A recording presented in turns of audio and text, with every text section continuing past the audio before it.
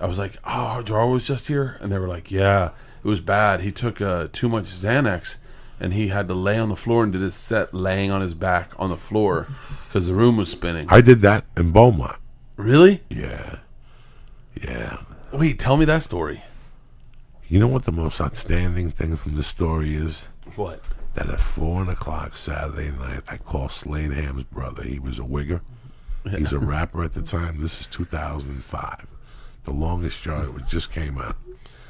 I'm in Beaumont, Texas. And I told the story on Mark Maron. It was not the Mark Maron podcast and the TV show. It was not a lie or not a scripted thing. That was a personal story that I went.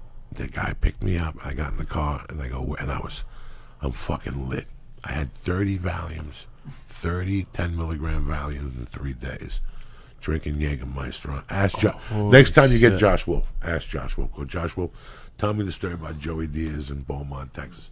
They know about Thursday. I went down there, but anyway, I went to buy Coke, and they were neo-Nazis. I'm talking, it's behind Beaumont, Texas, a neighborhood behind Beaumont, Texas, so it's a little bit on the rough end. Shit. And I went down there, and Slade told me, his brother goes, listen, before we go in there, I just want you to know they ain't friendly with fucking people if you're scared. I said, listen, you see this? There's $400 bills here. Everybody loves $400 bills. I don't give a fuck who you hate. Yeah. And I went in there, and they talked to me. They even asked me what nationality I was, Cuban. I was jawing out of my fucking mind. I couldn't even talk. Yeah. The Valiums had me going, I was talking like this. It was horrible. That was the last memory of that weekend. Really? And then you had to do a show that night? I did the show Thursday, Friday, and Saturday. I flew in Thursday, and the kid was supposed to have the blow for me, and he goes, I got no blow. I go, what can you get me? What can you do? And he goes, I get you Valium.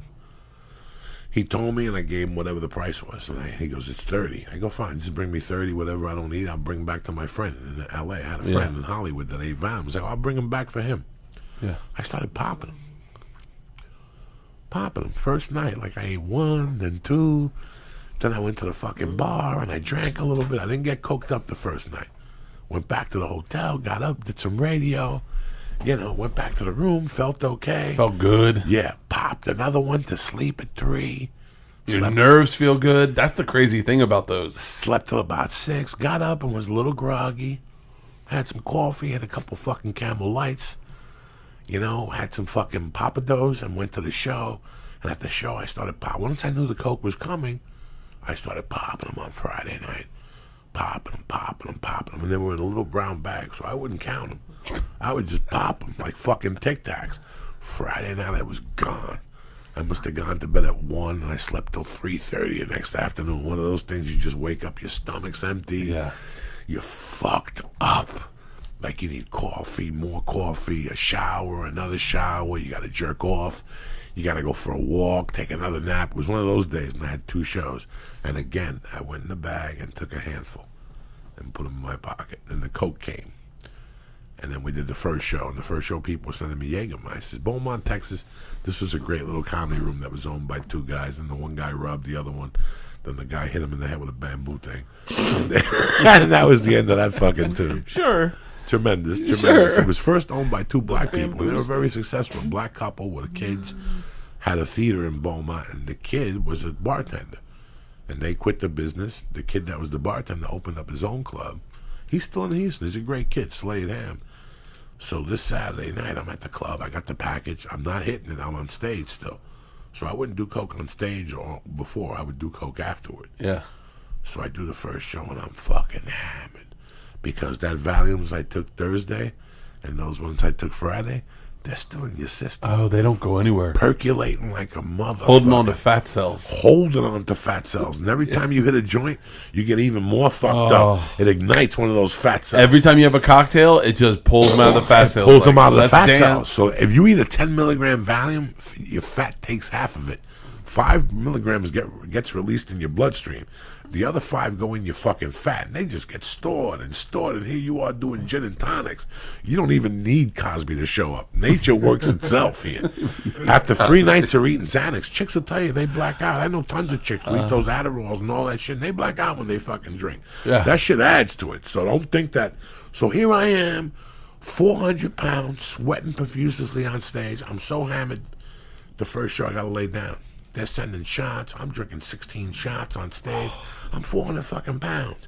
I already got the 8-ball. It's fucking beige. It's beige. It's beige. This Coke was right from the cartel.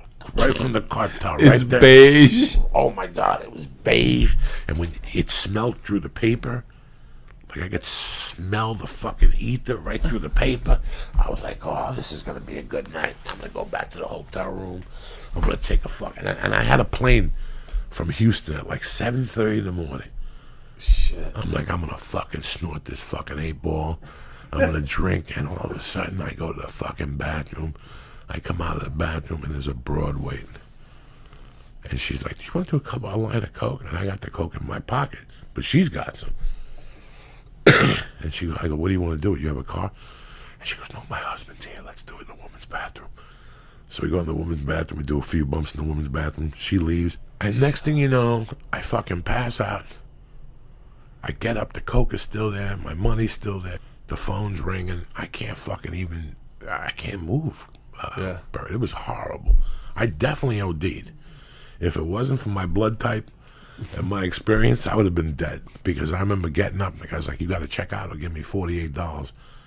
And I just gave him like a 50. I go, I couldn't even talk. I went back to bed, got up at 8, puked, went back to bed. I finally got up Monday and called my wife. Like, I finally called Terry, like, Monday. I'm like, Terry, you're not going to believe this. I'm fucked up. Yeah. And I stayed in that hotel room till Tuesday, and I had my friend come and get me and take me to this fucking thing. So what happened with the flight? Who knows? I didn't come to till Thursday. Shit. I didn't really start talking. Like, at 1 minute it was Saturday, and the next minute it was fucking Thursday. Good God. Like, that's how fucking deep I was into drugs then. But I was fucking sick till Thursday. And you know what? It took me years to eat another sleeping pill after that.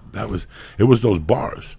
Those Xan bars? Those Xan bars, those are fucking death, Jack. Oh, dude. I had a friend addicted to those, and they wouldn't even take him in rehab. Why? Because I guess you gotta, like, benzos are the hardest to detox off of. They're real dangerous. We're going in like fucking Marines, you understand me? Welcome to church, motherfucker.